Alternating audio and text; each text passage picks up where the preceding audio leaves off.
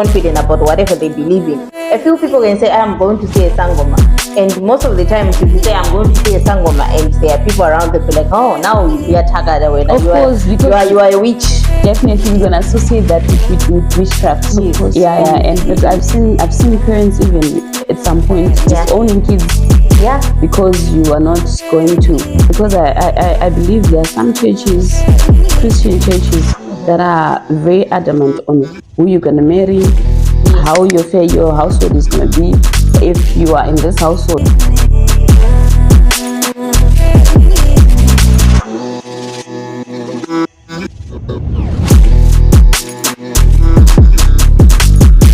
Hello guys, welcome back to our channel. It's good to have you back, and we are happy that we are back also here. How are you doing, Evie? I'm good. Hello guys, how are you doing? I am doing very well. You look good, girl. Thank you, and you look good. Nice. I see you doing all of these amazing things. You know, when you're doing yarn, you get addicted. Ooh, you end up like not having any clothes except for yarn. I like it. And you know, the other day I was thinking that, you know, all my friends nowadays, if there is something they want to do, or if it's a birthday or event, I just do something with yarn in there. Of course. And then I bet one day someone is gonna say, yeah, why is she giving us that? We want yarn. When I'm coming, they'll be like, man, she's coming with yarn stuff now. But you know, the good thing is that it's different every time. Yeah. You will not even be expecting what you're gonna get. Which is a nice surprise. That's good though. If it's good, that's fine, because you're one of those people. Anyways, guys, we want to talk about a very interesting and controversial issue today: parenting and religion. How far does a parent go into enforcing their own religion onto their kids? Yes, today it's a topic that we just have to explore and see how people are thinking and how people are responding to it. Yeah. Religion is one of those things that we barely speak about, or we barely consider when we're making families and meeting people. Yeah. Yet it's one of the very important topics.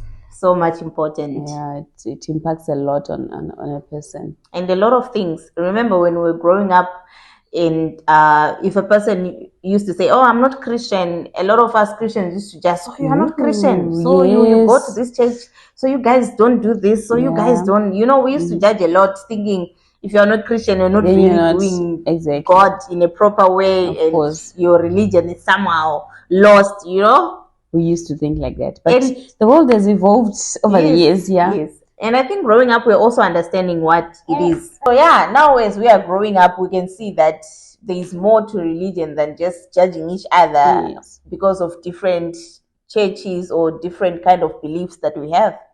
Yeah, very true. And I'm going to ask you this: if you, as you're raising your kids now, how would you put religion onto them? How would you consider religion and they are growing up? So for me, I think for my kids, they can do whatever I'm doing for now, but I would just tell them that they have a choice to explore what religion is and what resonates with them, because now the world is a bit complicated. We've seen that people believe in something and it works for them. So at times we just tell these kids to believe, and sometimes the faith works for them. But remember that there are certain churches and religions and other stuff that people are doing that are harmful to people.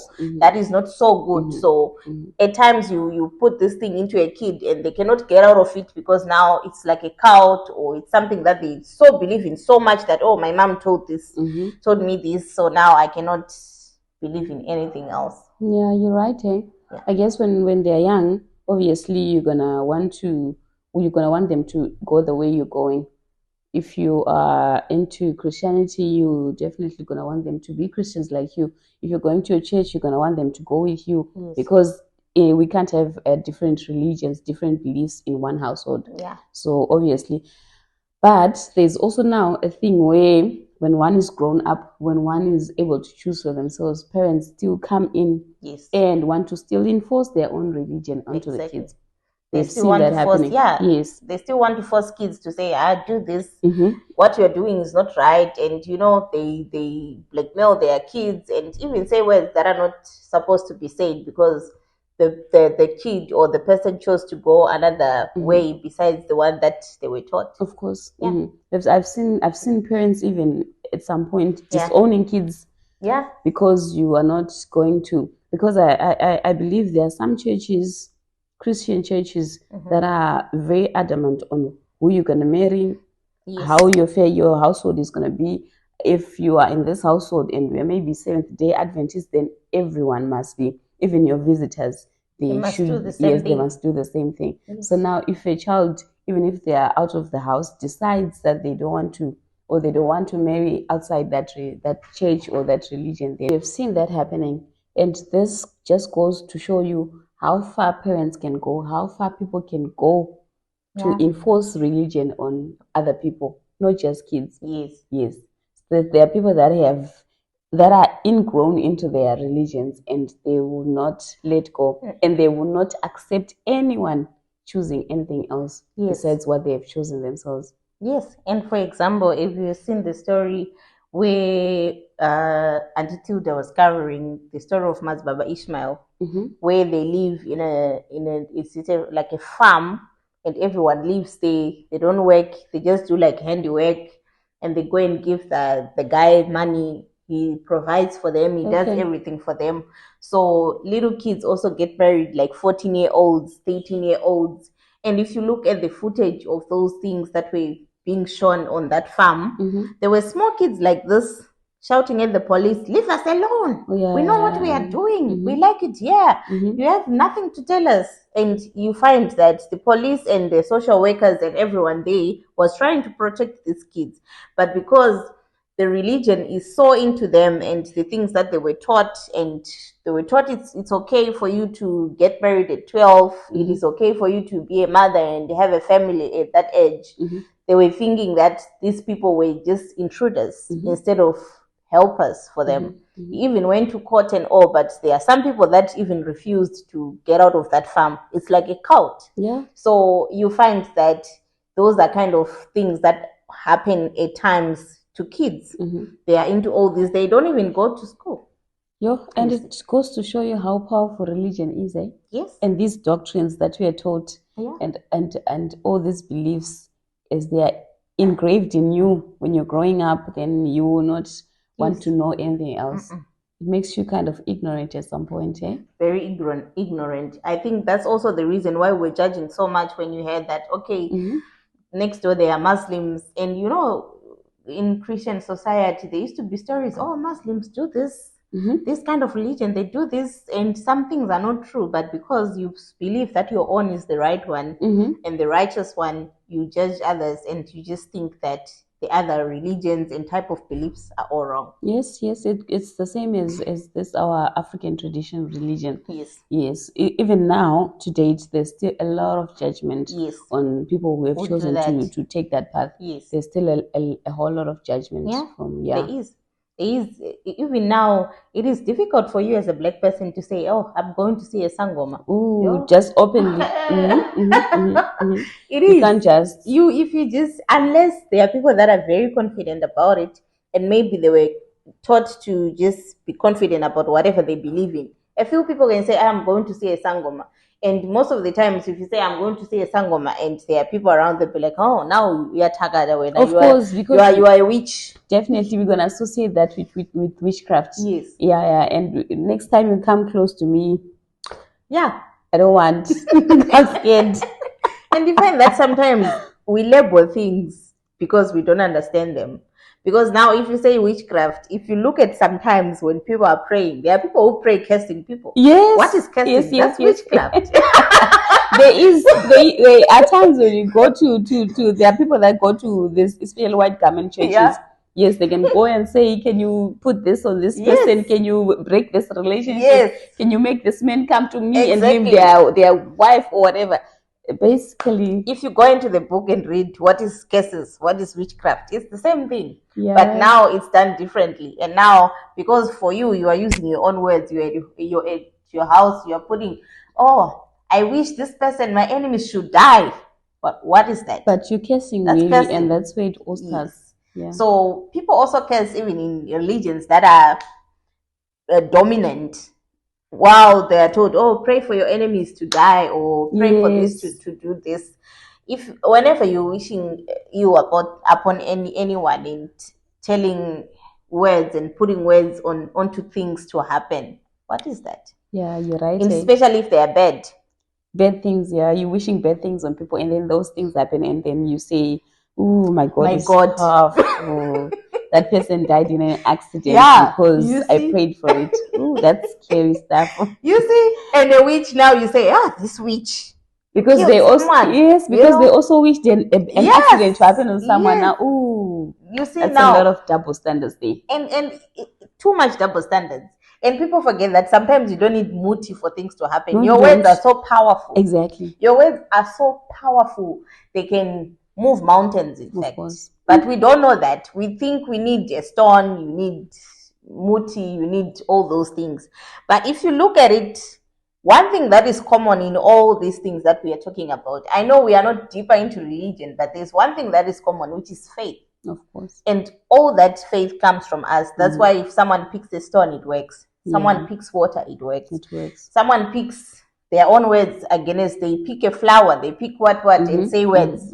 It always works because one common thing is belief and faith. That's So interesting. I think we should teach our kids to just have faith in whatever they do. I think because that's the one common thing that we all need, no matter what kind of religion you are in. Yeah, you're right. Hey. Yeah. Well, let me circle back to this issue that we touched about on the African religion. Yeah.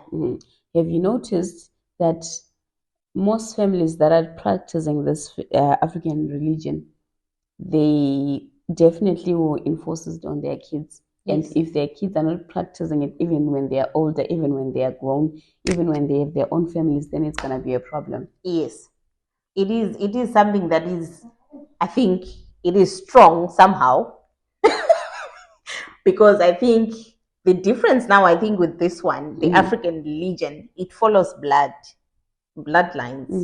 I That's think interesting. so. There are people who has this belief where maybe if they believe in ancestors and all, this is like people that are gonna know who was born today. There's born 1111. So I think what you are saying makes sense because even if you are not believing in it, it still affects you. It's It gonna still affect follows you you because anyways. maybe because of the entities behind it. If it's your ancestors, they know Then they Eve know, is there. and they'll still you Yes, still attach to them no yes. matter what. They know Eve is there, and your Yes. blood runs. Their blood runs into you. Of course. You connected somehow. I think that's why it still comes back to you and say you must do this, you must do that. Yeah, that's quite interesting. And this also shows how important it is when one is choosing religion, Yes. which one to follow. Yeah. Because whatever you follow, especially with the African tradition, it's gonna still follow your kids. Yeah. And there are things we cannot fix by just saying. You need to have channels, especially in our own African religion. Yeah. There's a lot of channels, and it's gonna, even when it's gone and forgotten. I don't know if you have heard that sometimes when you have problems, one is struggling in life, and then they maybe go to a sangoma or to church and ask for help. Then they get told that it's their ancestor or a grandmother or grandparent who is causing this. Yeah. Is that effect, or that ripple effect from back then, is still coming in and affecting their life now, even after decades and decades. Yeah. And I think when it comes to, that's when you see that at times our own African religion somehow is its own way of operating that is different from other religions that came in. Because if you look at it, as we are Africans, even if you visit another church, at times they will tell you that we cannot fix this. You need to go to your parents and they will tell you what to do. And you need to go maybe to a sangoma or whatever prophet or whoever can come into your house and fix it. You cannot go on your knees and start praying for even 40 days and 40 nights. It won't work. They need to be channels that follow what your ancestors were doing and the people that were there before you for those things to be fixed. And as much as some people think it's a superstition, you find that whenever people fix those things, they then actually work, things go work. and things will get back to normal. Well, which kind of goes back to this thing that we're talking about, that at times when parents are enforcing their religion onto kids, maybe it's for their own good. Yes, because they know better, especially with the African tradition. Yes, maybe they know better. They know the channels, and they know these things are gonna follow you still. So the better and the sooner you know, the better for you and your family. Yes. And whatever family you're trying to start, and whatever life you're trying to live for yourself. Yeah, I think especially I think when it comes to African religion, there is so much with that we don't know as Black people, and there's so much we haven't been taught, and we haven't learned. We're just told it's evil, and you cannot do that, you cannot do ABC. Yeah, it's not only evil, but when it comes to things happening now, you're going back. You are remembering that I'm African now. And I think it's not just because we were not taught. I think it's because we have diverted also from our African religion, and now tried to go into other religions, Christianity. Not that it's bad, no. Yeah. But because we have left that African religion, we have not been very much exposed to it, and we don't know much about it. Yes. Now that also makes it easy to judge. Yes. And it makes it very easy to just be lost because you don't have any knowledge on it. Yes. Because you have. But if you come to the religions that we have followed now, you can find that we have all the information, we have enough knowledge on it. But now this African religion, we don't have much information on it because we have diverted from it. We have left it and gone and followed other religions. And I've also said that at times we say this is evil because we don't understand it. We say words, and sometimes we just thought, oh, this is evil and you cannot do it. And if you look closely at the Bible, most people that people talk about, Abraham, whatever, all the people that are in there, they are not alive. They are dead. Basically, which is ancestors. You see. But now when it comes to your aunt and to your mother's mother or to your father's father, they are evil. Of course, now they're gonna be a demon. Yes, and all those people, even in the Bible, no one was perfect. They had flaws just like any human being. So why is it that our own people that we know, the people that have the same blood as us, they are evil? So I think when it comes to teaching our kids, it just depends on what you want to tell them. But there is a point where kids also discern and see that, okay, this one work. And kids ask questions as well. Of course they do. You see, unless if you are that parent that's saying, no, I don't want questions, just do as I tell you, you know.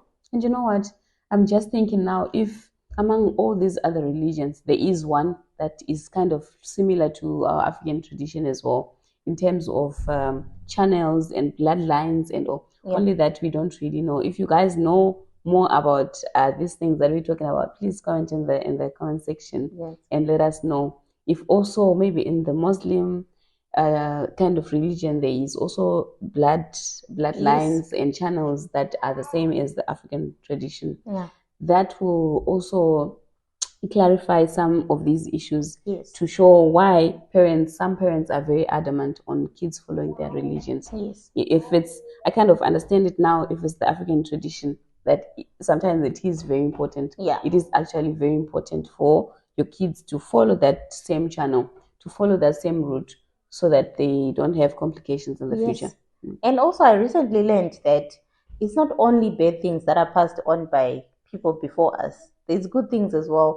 If you look at talents and gifts, of course, there's someone that taught me that if you really want to know who you are, if you want to channel things that can be easy for you, just look at the people before, what they're doing in your family, in what. There's always something you're also going to do, sometimes unconsciously. But for me, when it comes to crochet, I do crochet, right?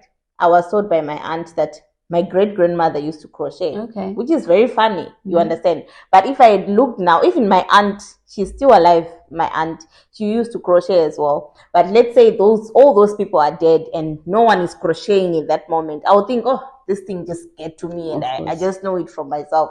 But usually someone in your family did it, and it's gifts also that are passed on to our kids and everyone else. Even if you look, there are kids that will say, oh, his father used to be a good football player and he will be the best as well. So yeah, all those things. Interesting. So I don't know, but in conclusion, my part, I would say, of course, we are gonna want our kids to follow their own thing. Yes. Yes, at some point, because they're gonna be old enough to choose for themselves. Yes. Yes, but as they're growing up now in our households where we're practicing the religions that we're practicing, it's important for us to give them all the information that we can on the religions that we're following and other religions as well. Yes. Yes. Sometimes these religions, they make us docile and they make us believe things that don't really work in the real world. Yes. Like the ones we're talking about now, about these kids marrying at 12, at 14. Yes. You can find that now, because you have forced your child to follow this religion, they're gonna believe in things that don't really work. Exactly. And things that are not good for them. It's good for the religion, it's good for the leaders of that church or of that religion, but not really for the people that are following. So it's important maybe for us to teach our kids, even also not to hide the disadvantages that come with these religions that we follow, because nothing is 100% perfect. Yes. But mostly we don't want to talk about the bad things, the bad side of these religions that we're following. Yes. We want to only portray the good. Yes. So it's important for us to also show our kids these things. Yes. Talk to them about it. Let them know, so that they're not, maybe we are now too deep into it and we can't get out. Yes. But let's give them that choice. Yes. By letting them know, by giving them all the information and not hiding stuff. I think that will help our kids, because we don't want them to be just docile followers that are just going and following things and following people and following traditions and doctrines just because. Yes. Well, they're just blindly doing they're blindly doing it. Yes. I love the point where you say that we should teach them about other religions as well, knowing that there are other beliefs outside of yourself. There are people who believe in other things, and that's okay. You don't have to judge. You don't have to see them as evil or anything. They're just believing in that thing as you are believing in something else. I think that's an important part as well to teach, because sometimes we couldn't even form relationships with people that were good, because now he's not Christian, he's not this. So why should I play with you? You guys are evil at your house. Oh, you don't go to church, so we can't play together. You're going to teach me bad things because you're not going to church. Yes. So it's important to teach our kids that we are all human beings before any religion. Yes, and you miss out on good business opportunities, good friendships, good relationships, just because of religion differences. Exactly. So people can find common ground. If you really want to have a common ground with a person, you can. You don't have to instill your beliefs in them. You can respect each other's beliefs and each other's whatever, and still be good friends and be good partners. Yeah. Unless now it's another topic, I think, for another day, where can two people married have two different religions?